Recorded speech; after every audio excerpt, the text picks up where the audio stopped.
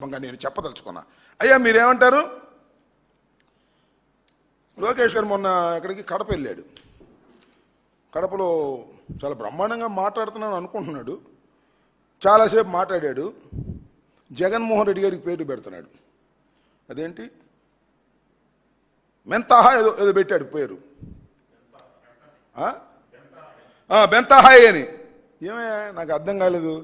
లోకేష్ నోరు తిరుగుతుందా నీకు? దేశం అంతా తిరుగుతున్నావు. అయ్యో దేశమే కాదు ప్రపంచం అంతా తిరుగుతున్నావు. స్పెషల్ ఫ్లైట్లో నోరు మాత్రం తిరగదు. తెలుగు ఉచ్చరించడం కూడా ఇంతవరకు నేర్చుకోరా నువ్వు. సైజు తగ్గావు, ఏదో మందులు వాడి తగ్గావో ఎక్సైజ్ వాడి తగ్గావో నాకు తెలియదు, కానీ సైజు మాత్రం తగ్గావు, నాలిక మందం మాత్రం తగ్గలా. తెలుగు ఉచ్చరించడం కూడా రాదు. కంపట్లేదా అన్నాడు. కనపట్లేదా అనమంటే కంపట్లేదా అంటున్నాడు. ముందు అది నేర్చుకో. జగన్మోహన్ రెడ్డి గారు తర్వాత పెడుతూ ముద్దు పేర్లు, అసలే నువ్వు ముద్దు అబ్బాయివి, మళ్ళీ ముద్దు పేర్లు పెట్టే కార్యక్రమం. ఎవరో మాధవి ఉంది అక్కడ లోకల్ ఎమ్మెల్యే గారు. మాధవి గారు అహర్నిశలు కష్టపడింది అనాలి. మాధవి గారు కష్టపడింది అంటున్నాడు. ఏంది ఇది? తెలుగు ఉచ్చరించడం కూడా రానటువంటి ముద్దబ్బాయి జగన్మోహన్ రెడ్డి గారికి పేర్లు పెట్టే దశకు వచ్చావంటే ఒకసారి అర్థంలో చూసుకోవా. సన్నబడితే సన్నబడవచ్చు. నాలిక మందం తగ్గించుకొని మాట్లాడటం మంచిది. ఇష్టం వచ్చినట్టుగా మాట్లాడుతున్నావు. ఏం పీకారు అంటాడు. పీకుతారు తొందరపడమాక, నిన్ను ఖచ్చితంగా పీకుతారు. ఈ ఎలక్షన్ సమయం వచ్చేటప్పటికి జనం నిన్ను మామూలుగా పీకరు, అద్భుతంగా పీకుతారు. ఆ పీకుడు సెక్షన్ ప్రారంభమైనప్పుడు నువ్వు ఎక్కడ ఉంటావో చూస్తాం. ఊరికి నీ విచ్చలవిడిగా నోటికి ఏదొస్తే అది అధికార మదంతో డబ్బు మదంతో మాట్లాడేటటువంటి ప్రయత్నం చేయటం అనేది సమంజసం కాదు. జగన్మోహన్ రెడ్డి గారిని అనేటటువంటి నైతిక అర్హత నీకు లేదు, మీ నాన్నకి లేదు అనే విషయాన్ని గుర్తుపెట్టుకో. జగన్మోహన్ రెడ్డి గారు ఒక వీరుడు. కేంద్ర ప్రభుత్వాన్ని వ్యతిరేకించి ఒక రాజకీయ పార్టీని పెట్టి కష్టపడి ఓటమి ఎరుగని విధంగా ముందుకు తీసుకువెళ్ళాడు. పార్టీ ఒకసారి అధికారంలోకి వస్తుంది, ఒకసారి అధికారంలోకి పోతుంది, అది వేరే అంశం. కానీ జగన్మోహన్ రెడ్డి గారు ప్రజల పక్షాన నిలబడి పోరాట యోధుడిలాగా చేసేటువంటి వ్యక్తిని నీ ఇష్టం వచ్చినట్టుగా మాట్లాడేటటువంటి ప్రయత్నం మీరు చేస్తున్నారు. ఇది సరైనటువంటి విధానం కాదని కూడా ఈ సందర్భంగా చెప్పదలుచుకున్నా. ఇంకా చంద్రబాబు నాయుడు గారు సూపర్ 6 అయిపోయిందంట. సూపర్ 6 ఓవర్ అయిపోయింది అంటున్నాడు. ఏమైంది? ఆడబిడ్డ నిధి ఏం చేశారు? ఏమండి చంద్రబాబు నాయుడు గారు, ఆడబిడ్డ నిధి ఏం చేశారు గుర్తుందా మీకు? మర్చిపోయారా? ఎన్నికల ముందు మాత్రం అన్నీ గుర్తుంటాయి, ఎన్నికలు అయిపోయిన తర్వాత మర్చిపోతారు. మేనిఫెస్టో తీసి బొట్లో పడేస్తారు. నిరుద్యోగ భృతి ఏమైంది? ఎవరికైనా ఇచ్చే ప్రయత్నం చేస్తున్నారా? సూపర్ 6 అయిపోయింది కడగొద్దు అంటున్నాడు. మరి నిరుద్యోగ భృతి ఏమైంది? నిరుద్యోగ భృతి మాత్రం 50 ఏళ్లకే ఫెన్షన్ అన్నారు. ఏమైంది 50 ఏళ్ళకి ఫెన్షన్? ఇచ్చిన 143 వాగ్దానాల్లో కొన్ని అరకొర చేసేసి అయిపోయింది కొట్టని షౌట్స్, మమ్మల్ని ఎవరు అడగడానికి వీల్లేదనేటువంటి పరిస్థితుల్లో ఇవాళ మీరు మాట్లాడుతున్నారు. చాలా డెవలప్ అయిపోయారు. ఎంత డెవలప్ అయిపోయారంటే, సరే ఇంతకు ముందు వెన్నుపోటు పోవడంలో మిమ్మల్ని మించిన వాళ్ళు లేరు, కానీ ఈ మధ్యన లేటెస్ట్గా మిమ్మల్ని చూస్తుంటే చాలా గొప్పగా అనిపిస్తుందండి. మొన్న ఈ మధ్యన ఎక్కడికి వెళ్ళాడు? కాకినాడ వెళ్ళాడు. కావలి దగ్గర మత్స్యకార భరోసా కోసం మత్స్యకార దాని గురించి వెళ్ళాడు. మత్స్యకారుల దగ్గర డ్రామా వేసి మొదలెట్టాడు. ఎంత అద్భుతమైన డ్రామా అండి. చేపల పులుసు వండాడంట, చేపల ఫ్రై వండాడంట, అవి తిన్నాడంట. చేపల పులుసు చెంచాతో తిన్నాడు. చూసారా? నేను చేపల పులుసు నా చిన్నప్పుడు ఇది అంటున్నా, చెంచాతో చేపల పులుసు తింటాం నాకు తెలియదు. ఇంకో గొప్ప విషయం, మీరు ఆశ్చర్యపోతారు, అసలు స్టవ్ వెలిగించుకోకుండానే చేపల పులుసు వండినటువంటి ఘటన సమర్థుడు నారా చంద్రబాబు నాయుడు గారు. ఎంత టెక్నాలజీ పెరిగిపోయిందండి. అసలు గ్యాసు మండలేకోకుండా, గ్యాసు స్టవ్ వెలిగించుకోకుండా గ్యాసు స్టవ్ మీద చేపల పులుసు వండినటువంటి ఓ మహానుభావ నారా చంద్రబాబు నాయుడు గారు. ఎందుకయ్యా ఈ డ్రామాలు నాకు అర్థం కాలేదు.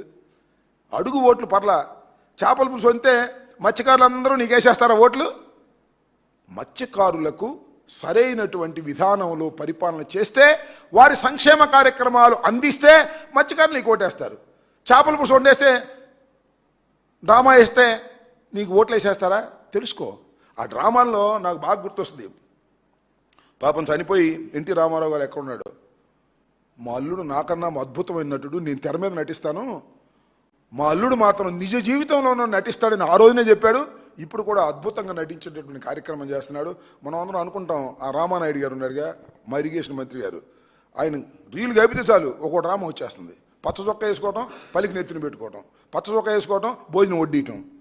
ఆయన మించిపోయాడు. ఈయన గ్యాస్ బండ లేకోకుండా, గ్యాస్ స్టవ్ వెలిగించుకోకుండా ఆయన సూపర్ 6 చేయడు. కానీ గ్యాసు బండ వెలిగించుకోకుండా, గ్యాసు లేకోకుండా చేపల పులుసు వండేటటువంటి సమర్థతకి వెళ్ళిపోయాడు మన చంద్రబాబు నాయుడు గారు. అయ్యా చంద్రబాబు నాయుడు గారు, నేను మీకు ప్రత్యేకంగా చెబుతున్నా, మీ బాబు కొడుకులు ఇద్దరికీ కూడా, ఆ లవ్ క్యాష్కి, ఈ చీటింగ్ చంద్రబాబు నాయుడు గారికి చెప్తున్నా, జగన్మోహన్ రెడ్డి గారిని రోజు తిట్టి గొడ్డలి పార్టీ, ఆ పార్టీ, ఈ పార్టీ అని భయపడిపోతున్నారు మీరు.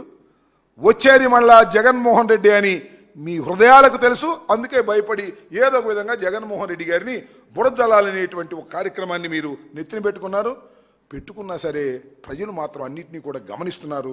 దానితో పాటు ఇంకొక విషయం కూడా చెప్పాలి. మాది గొడ్డల పార్టీ, మీదే పార్టీయో? నేను అడుగుతా ఉన్నా, ఎంత మోస పార్టీ అండి మీది? ఈ సందర్భంగా ఒక్కటి చెప్పదలుచుకున్నా. ప్రొఫెసర్ నాగేశ్వర్ ఒక అనలిస్ట్, తెలంగాణకు చెందినటువంటి ఒక అనలిస్ట్. మీరు అదేవిధంగా పవన్ కళ్యాణ్ గారు జనసేన కలిసి ఏం చేస్తున్నారు ఆయన మీద? ఆయన ఏమున్నాడని మీరు చేస్తున్నారు? ప్రొఫెసర్ నాగేశ్వర్ అనే వ్యక్తి ఎమ్మెల్సీగా గెలిచాడు. ఎవరిని ఓడించి?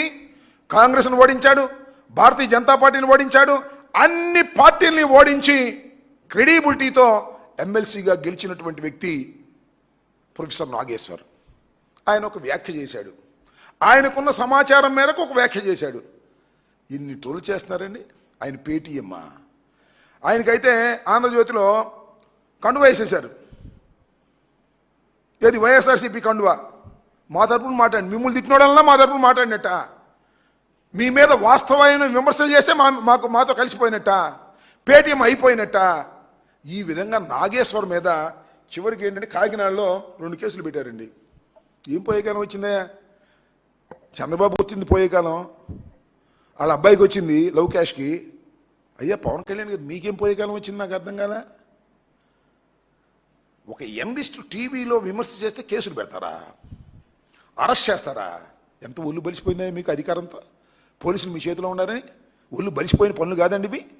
ఒక యంగిస్ట్, అది కూడా న్యూట్రల్ జర్నలిస్ట్, బీజేపీని విమర్శించాడు, వైఎస్ఆర్ కాంగ్రెస్ పార్టీని పలుసార్లు విమర్శించాడు, కాంగ్రెస్ను విమర్శించాడు, టీఆర్ఎస్ను విమర్శించాడు. ఈ రాష్ట్రంలో ఉన్నటువంటి, ఈ తెలుగు రాష్ట్రాల్లో ఉన్నటువంటి అన్ని పార్టీలని సమయానుకూలంగా తన విశ్లేషణలో విమర్శ చేసినటువంటి సందర్భాలు కోకొల్లలుగా ఉన్నాయి. ప్రశ్నించాడు ఆయన, అనేక సందర్భాల్లో ప్రశ్నిస్తాడు. అయ్యా పవన్ కళ్యాణ్ గారు, మీరు ప్రశ్నించడానికి పుట్టిన రాజకీయ పార్టీ, ప్రశ్నించే వాళ్ళ గొంతుకే నొక్కేయాలనుకోవటం ధర్మమేనా? ఒకసారి ఆలోచించుకోండి. ఎన్ని కేసులు పెడతారండి? కాకినాడలో 2 కేసులు పెట్టారు. పోలీసులు మీ చేతిలో ఉన్నారు కదా, రిజిస్టర్ చేశారు. అంటే టీవీలో ఏదన్నా మాట, నేను వాళ్ళు మాట్లాడాను ముద్దబ్బాయి అని, ఎవరిని లోకేష్ని, కేసు రిజిస్టర్ చేసేస్తారో నాకు అర్థం కాలేదు. చంద్రబాబు మమ్మల్ని ఆంబోతులు అన్నాడు, నువ్వు పెద్ద ఆంబోతం అన్నాను, కేసు రిజిస్టర్ చేసేస్తారు, నాకు అర్థం కాలేదు. పొలిటికల్ విమర్శలు చేసేటటువంటి పరిస్థితులు కూడా ఆంధ్ర రాష్ట్రంలో లేకోకుండా చేయాలనేటువంటి ఒక దౌర్భాగ్యమైనటువంటి రాజకీయాలు నడుపుతున్నటువంటి కూటమి ప్రభుత్వం దీనికి సమాధానం చెప్పాలి. శభాష్. ఈ సందర్భంగా మా పార్టీ కాకపోయినా మమ్మల్ని రేపైనా విమర్శిస్తాడు, మాకు తెలుసు. ధైర్యంగా నిలబడ్డాడు. నేను పిరికివాడు అనుకున్నా, కాదు, చాలా ధైర్యంగా నిలబడ్డాడు. నేను ఇప్పుడు వీడియో చూశాను, ఆ వీడియోలో చెప్తున్నారు, స్టూడెంట్ లైఫ్లోనే జైల్లో ఉన్నాను, నేను ధైర్యంగా నిలబడతాను, దేన్నైనా ఎదుర్కొంటానని చెప్పాడు. అన్నిటికన్నా నచ్చింది ఏంటంటే, మీరు యుద్ధం ప్రారంభించారు, నేను ముగిస్తానని చెప్పాడు. నా సహనాన్ని పరీక్ష చేశారు, నా సహనం కోల్పోయాననేటువంటి మాట కూడా మాట్లాడాడు. ఒక తెలంగాణకు సంబంధించిన ఒక నిజమైన జర్నలిస్టు, నిజమైన ఎనలిస్టు, అనేక రాజకీయ పార్టీలను అనేక సందర్భంగా విమర్శ చేసినటువంటి వ్యక్తి మీద మీరు ఈ విధమైన దారుణమైనటువంటి కార్యక్రమాలు చేస్తున్నారంటే దాని అర్థం మీకు పోయే కాలం వచ్చిందని, అంతకు మించేమీ లేదు. కూటమి ప్రభుత్వానికి పోయే కాలం వచ్చింది. పోయే కాలం వచ్చే ఇలాంటి నీచమైనటువంటి కార్యక్రమాలను పోలీసులను ఉపయోగించి చేస్తున్నారు. మా మీద కేసులు పెట్టారు, మమ్మల్ని లోపల పెట్టారు. సరే, మీకు రాజకీయ కక్ష ఉంది మా మీద అనుకోండి కాసేపు. లేదా మా పార్టీ వాళ్ళ మీద కేసులు పెట్టారు, మా పార్టీ వాళ్ళని లోపలేశారు పోలీసులను ఉపయోగించి, పోనీ అనుకుందాం కాసేపు మమ్మల్ని ఏదో తొక్కేయడానికని. నాగేశ్వరికి ఏమి సంబంధం నాకు అర్థం కాదు. ఆయన కూడా లోపలేస్తారా? కేసులు పెట్టి. ఇదేనా మీ ధోరణి? అంటే లాఠీతోనే ఈ రాష్ట్రంలో పరిపాలన చేయాలని మీరు అనుకుంటున్నారు. ఎన్నాళ్ళు ఉంటుంది మీ దగ్గర లాఠీ? మా దగ్గర రాదు, పోలీసులు మా దగ్గర రారు, బాగు సలాం చేసిన వాళ్ళేగా, మా చుట్టూ తిరిగిన వాళ్ళేగా. ఏంటిది? ఐపీఎస్ ఐఏఎస్ ఆఫీసర్లు న్యాయంగా ధర్మంగా ఉండాలి, ఇలాంటి కేసులు రిజిస్టర్ చేసేటటువంటి కార్యక్రమం ఐపీఎస్ ఆఫీసర్లు సహిస్తున్నారంటే ఇది మంచి పద్ధతి కాదు. కాస్త మీరు కూడా ఆలోచన చేయాలి అని ఈ సందర్భంగా సిన్సియర్గా ఉండే ఐపీఎస్ ఐఏఎస్ ఆఫీసర్లకు మనవి చేస్తున్నాను. ఇంకా చాలామంది ఉన్నారు సిన్సియర్గా ఉండేవాళ్ళు. దురదృష్టం ఏంటంటే సిన్సియర్గా ఉండే వాళ్ళందరూ కూడా నాన్ ఫోకర్లో మన ముద్దబ్బాయి లవ్ క్యాష్. అతని రాజకీయమే నడుస్తూ ఉంది తప్ప ఎవరి రాజకీయం నడవడం లేదు. నేను పవన్ కళ్యాణ్ గారికి చెప్తున్నా, మీరు డిఫరెంట్ పర్సనాలిటీ అని మొన్నటి దాకా నమ్మారు ప్రజలు. చంద్రబాబు లాగా ప్రవర్తించడానికి నమ్మారు ప్రజలు. నీ జన సైనికులు కూడా నమ్మారు. ఇప్పుడు చంద్రబాబుకి నీకు లవ్ క్యాష్కి ఏ విధమైన తేడా లేదు. ఆ తానులో ముక్కవే నువ్వని అనుకునేటటువంటి పరిస్థితికి వస్తున్నావు. నీకు చాలా సందర్భాల్లో మెచ్చుకున్నాడు ఎవరు? ఈ ప్రొఫెసర్ నాగేశ్వర్. ఆయన మీద కూడా దాడి చేసే కార్యక్రమాలు చేస్తున్నారు. ఇది మాత్రం సరైనటువంటి విధానం కాదని తెలుసుకోండి. ఈ విధంగా పోలీసు లాఠీలతో పరిపాలన చేసేటటువంటి మీరు మమ్మల్ని గొడవల పార్టీ, పలుగు పార్టీ, పార పార్టీ, గాడిది గుడ్డు పార్టీ అని ఏదో పేర్లు పెడుతున్నారు. వాటన్నిటికీ మీరే సమాధానం చెప్పుకోవాలి. వచ్చేది మళ్ళా జగన్మోహన్ రెడ్డి గారి నాయకత్వంలో వైఎస్ఆర్ కాంగ్రెస్ పార్టీ 3 సంవత్సరాల తర్వాత అధికారంలోకి వస్తుంది. అది మీకు తెలుసు, మాకు తెలుసు, చూస్తున్నటువంటి ప్రజానీకానికి కూడా అర్థమైపోయింది. అర్థమయ్యే మీకు ముఖ్యంగా బాబు గుడుకులకి ఇద్దరికి కంగారుగా ఉండి మా మీద ఈ రకంగా బురద జల్లేటటువంటి కార్యక్రమాలు చేస్తున్నారు. ఆంధ్రజ్యోతి, ఈనాడు, TV5 వీటిల్లో గోడల పార్టీ అని గోడలు చూపించి ఇవన్నీ చేస్తున్నారు. మీరు ఎన్ని చేసుకున్నా ప్రజల యొక్క అభిప్రాయాన్ని మీరు ఆపలేరు. వైఎస్ఆర్ కాంగ్రెస్ పార్టీ అధికారంలోకి వచ్చే స్పీడ్ను కూడా మీరు ఆపలేరు. రాసుకోండి. ఓకే? అంటే మేమేం చేయలేకపోతున్నాము. అది గొడవల పార్టీ అని మీరు నమ్మండి, దానికి ఓట్లు వేయమాకండి, మాకేయండి అని. అంతే తప్ప నేను సంక్షేమ కార్యక్రమాన్ని బ్రహ్మాండంగా చేశాను, జగన్మోహన్ రెడ్డి గారి కన్నా బ్రహ్మాండంగా చేశాను అంటున్నాడు అని అనాలి. అది అంటలా. జగన్మోహన్ రెడ్డి గారి కన్నా వెనుకబడిపోయి ఉన్నాడు కాబట్టి పదే జగన్మోహన్ రెడ్డి గారి మీద విమర్శ చేస్తే జనం నమ్ముతారని అనుకుంటున్నారు. నేను ఒక మాట చెబుతున్నా, ఈ రాష్ట్రంలో జగన్మోహన్ రెడ్డి గారు మొన్న చిత్తూరులో మీటింగ్ పెట్టి చేపల పులుసు వండేటప్పుడు చెప్పాడు కదా, నిన్న అనుకుంటా, ఏ ఊర్లేదు, చిత్తూరులో మొత్తం అంతా పొలిటిక్స్ మాట్లాడాడు. జగన్మోహన్ రెడ్డి గారు చివరిలో మాట్లాడేవాళ్ళు, స్కూల్ గురించి మాట్లాడేవాళ్ళు, విద్య గురించి మాట్లాడేవాళ్ళు, వైద్యం గురించి మాట్లాడేవాళ్ళు, ప్రజల సంక్షేమం గురించి మాట్లాడేవాళ్ళు. నేను అడుగుతా ఉన్నా, ఆయన హెల్త్ మినిస్టర్ గారు ఉన్నాడు, అసలు ఆరోగ్యశ్రీ డబ్బులు ఎప్పుడు ఇస్తారో చెప్పమని ఆయన. సత్యకుమార్ యాదవ్ ఏమో, ఆయన పేరు కూడా సరిగ్గా నాకు గుర్తులేదు, చెప్పమని ఆయన్ని. అది చెప్పరు. ఎంతసేపు వాళ్ళు చేయాల్సిన పని చేయకోకుండా జగన్మోహన్ రెడ్డి గారి మీద వ్యక్తిత్వంగా హననం చేయాలని, వారి కుటుంబం మీద బురదలనేటువంటి కార్యక్రమం చేస్తున్నారు. అసలు మీరు, మీ కుటుంబం ఎంత నీచాతినీయంగా మోసపూరితంగా ప్రవర్తించిందో గతం వెళ్ళి ఒకసారి చూస్తే తెలుస్తుంది. హరికృష్ణ, ఎన్టీ రామారావు, హరికృష్ణ ఏమన్నాడు, ఎన్టీ రామారావు ఏమన్నాడు, చనిపోయి ఎక్కడో ఉన్నాడు. మీ తమ్ముడు ఏమన్నాడు, ఎవరు, చంద్రబాబు నాయుడు గారు తమ్ముడు, ఆయన కాంగ్రెస్లో ఉన్నాడు కొంతకాలం, తెలుసా మీకు? రామ్మూర్తి నాయుడు గారు. ఎన్ని పాపం లోకేష్కి తెలియదు అనుకుంటాం, మర్చిపోయి ఉంటాడు, చిన్నపిల్లడు కదా. ఒళ్ళు తగ్గంగానే ఏదో జ్ఞానం పెరిగింది అనుకుంటా, ఒళ్ళు తగ్గింది కానీ బుర్ర పెరగలేదు ఆయనకి, నాలుగు మందం తగ్గలేదు, ఆయన రోలు తిరగదు. ఆయన జగన్మోహన్ రెడ్డి గారి గురించి మాట్లాడతాడు ఇష్టం వచ్చినట్టుగా. ఇది ఒక స్ట్రాటజీగా వెళుతున్నారు. జగన్మోహన్ రెడ్డి గారిని వ్యక్తిత్వ హననం చేయాలని, జగన్మోహన్ రెడ్డి గారిని ఏదో బ్రాండ్ చేయాలని. అది మీ వల్ల కాదు, మీకు సాధ్యం కాదు. మీది మోసపూరితమైనటువంటి రాజకీయ పార్టీ, మీరు పెట్టిన రాజకీయ పార్టీ కాదు. మీ మామ పెడితే నువ్వు లాక్కున్నావు. ఇప్పుడు మీ అబ్బాయిని ఏదో ఒక విధంగా పవన్ కళ్యాణ్ భుజాల మీద నుంచి ఎక్కించి తీసుకెళ్లి సీఎం సీట్లో కూర్చోబెట్టాలనుకుంటున్నాడు. మరి పవన్ కళ్యాణ్ వంగి భుజాల మీద ఎక్కించుకుంటాడో లేదో మాకు తెలియదు, ఆయనకు తెలియాలి, ఆయన జన సైనికులకు తెలియాలి. మరి మాట్లాడితే మా కాపు సోదరులకు తెలియాలి. Please subscribe .news.